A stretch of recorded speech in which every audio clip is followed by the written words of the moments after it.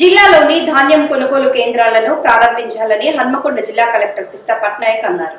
హన్మకొండ జిల్లా కలెక్టరేట్ లోని కాన్ఫరెన్స్ హాల్లో యాసంగి 2023-24 సంవత్సరంలో ధాన్యం కొనుగోళ్లపై వివిధ శాఖల అధికారులు, ధాన్యం కొనుగోళ్లను చేపట్టే మహిళా సమాఖ్య సంఘాల ప్రతినిధులు, ధాన్యం తరలించేందుకు సంబంధించిన లారీ ఓనర్ల సంఘం, రైస్ మిల్లర్లతో సన్నాహక సమావేశాన్ని జిల్లా పౌర సరఫరాల శాఖ ఆధ్వర్యంలో గురువారం నిర్వహించారు.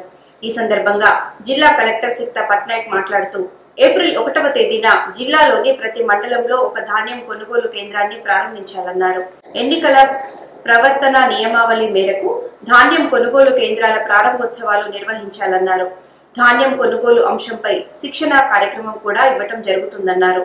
ఏప్రిల్, మే నెలల్లో అన్ని చోట్ల ధాన్యం కొనుగోలు కేంద్రాలు ప్రారంభమై ధాన్యం కొనుగోళ్లను పూర్తి చేయాలన్నారు. కొనుగోలు కేంద్రాల వద్ద రైతులకు అందుబాటులో తాగునీటి సౌకర్యంతో పాటు వైద్య సదుపాయం అందుబాటులో ఉండే విధంగా చర్యలు చేపట్టాలన్నారు. వేసవి కాలం దృష్ట్యా ధాన్యం కొనుగోలు కేంద్రాల వద్ద నీడ ఉండే విధంగా ఏర్పాటు చేయాలన్నారు. హన్మకొండ జిల్లాలో మొత్తం 146 ధాన్యం కొనుగోలు కేంద్రాల ద్వారా ధాన్యం కొనుగోలు చేపట్టనున్నట్లు తెలిపారు. శుభ్రం చేసిన ధాన్యాన్ని ధాన్యం కొనుగోలు కేంద్రాల వద్దకు తీసుకురావాలని రైతులకు సూచించారు. ఏ రోజు రైతుల నుండి కొనుగోలు చేసిన ధాన్యం వివరాలను అదే రోజు నమోదు చేయాలన్నారు. అదనపు కలెక్టర్ ఏ వెంకటరెడ్డి మాట్లాడుతూ 5 రోజుల్లో ధాన్యం కొనుగోలు ప్రారంభం కానున్నాయని అన్నారు. కల్లాల వద్దనే ధాన్యం ఆరబోసుకునే విధంగా రైతులకు తెలియజేయాలన్నారు. ధాన్యంలో తేమ శాతం లేకుండా చూసుకోవాలన్నారు. వేసవి కాలం దృష్ట్యా ధాన్యం కొనుగోలు కేంద్రాల వద్ద రైతులకు ఇబ్బందులు లేకుండా ఏర్పాట్లు చేయాలన్నారు.